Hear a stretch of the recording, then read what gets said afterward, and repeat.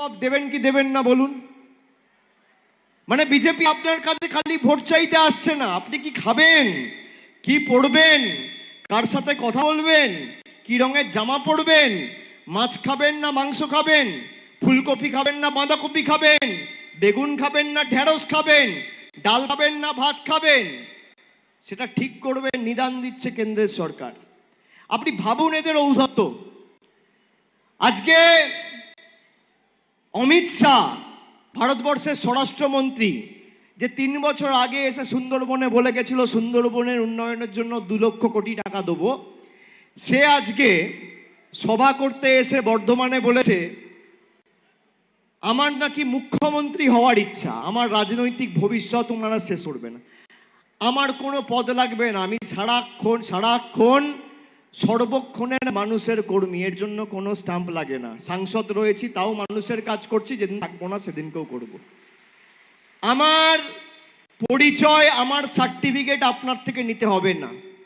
আর আপনি যদি চান অভিষেক বন্দ্যোপাধ্যায় রাজনীতি ছেড়ে দিক, আপনাকে 3টে অপশন আমি দিচ্ছি, 3টে সুযোগ দিচ্ছি।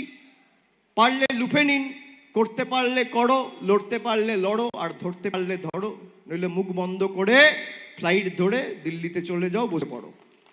3টে সুযোগ দিচ্ছি। 1, বাংলার 1,64,000 প্রাপ্য পাওনা, 1,64,000 কোটি টাকা আপনারা গায়ের জোরে আটকে রেখেছেন, গরিব মানুষের টাকা ছেড়ে দিন। অভিষেক বন্দ্যোপাধ্যায় 24 ঘন্টার মধ্যে তৃণমূলের হয়ে ভোট চাইতে যাবে না, রাজনীতি থেকে অবসর নেবে, কথা দিলাম। 2 নম্বর রাস্তা, 2 নম্বর কি? গরিব মানুষের ছাদের যে টাকা আপনারা আটকে রেখেছেন, গরিব মানুষের বাড়ির টাকা যেটা আপনারা আটকে রেখেছেন, 1 মাসের মধ্যে সে টাকা ছেড়ে দিন। আমি রাজনীতি করব না, ছেড়ে দেবো। আমরা রাজনীতি করি মানুষের উন্নয়নের জন্য, আমরা নিজেদের স্বার্থে রাজনীতি করি না। আপনারা রাজনীতির মধ্যে রাজে বিশ্বাসী, আমরা রাজনীতির মধ্যে নীতিতে বিশ্বাসী। আপনারা ইডি রাজ, গরিব খেদাও রাজ, শ্রমিক শোষণ করো রাজ, এজেন্সি রাজ, গরিব মানুষকে লাঞ্ছিত করার রাজ, শ্রমিককে বঞ্চিত করার রাজে বিশ্বাস করেন।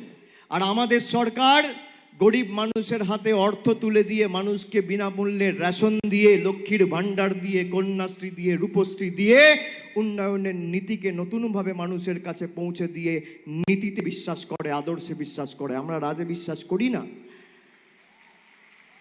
আর 3য় অপশন, 3 নম্বর রাস্তা, ডায়মন্ড হারবারে এখনো মনোনয়ন দেওয়ার সময় হয়নি, আপনি নিজে এসে আমার বিরুদ্ধে লড়াই করে আমাকে হারান, আমি রাজনীতি ছেড়ে দেব। 3টে আপনাকে রাস্তা দিয়ে গেলাম। আপনি আমাকে বলছেন যে তৃণমূল কংগ্রেস অভিষেক ব্যানার্জিকে মুখ্যমন্ত্রী বানাতে চায়, মমতা ব্যানার্জি বানাতে চায়।